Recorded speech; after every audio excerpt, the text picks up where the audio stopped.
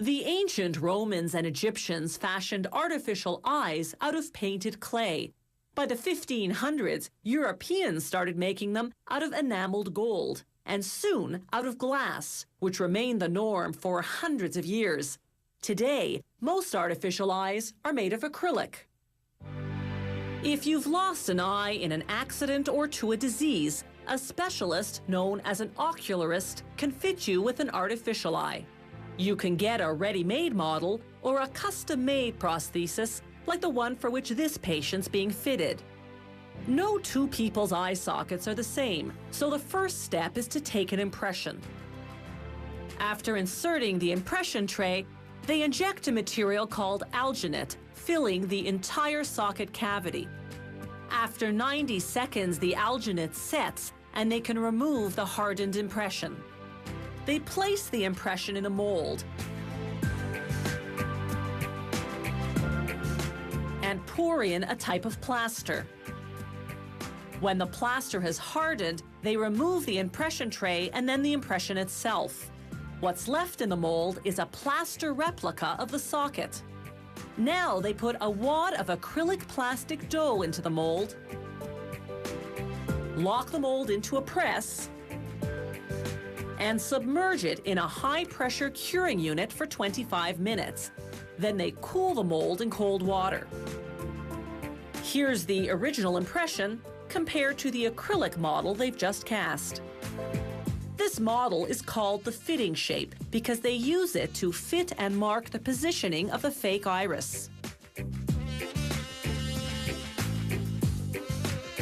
They accentuate the markings, then attach a peg with a drop of wax. The peg indicates the natural angle of the iris when the patient is looking forward. Next, they add wax around the perimeter to enlarge the fitting shape. This excess will give the ocularist some play afterwards for the final sizing. Now they take this marked and enlarged fitting shape and make a plaster mold. They'll later use that mold to cast the actual artificial eye. But first, they have to make the iris. They take a curved black acrylic disc and paint it as realistically as possible with high-quality artist's oils. The patient has to be present so they can match the real eye. Next, they glue an acrylic cornea with an appropriate size pupil onto the painted iris. At this point, the artificial iris is 13 millimeters in diameter. If the patient's real iris is smaller, they trim down the replica to match.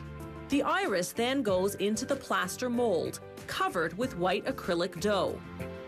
After the same high-pressure curing process as before, out comes the artificial eye, covered with excess white acrylic.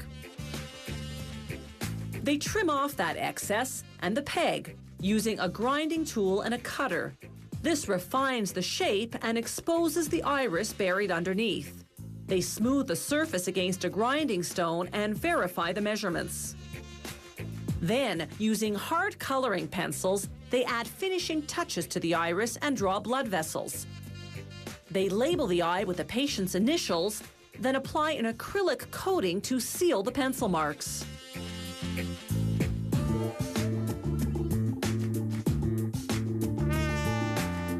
To create veins with some dimension, they use the same acrylic coating to stick on some delicate silk threads.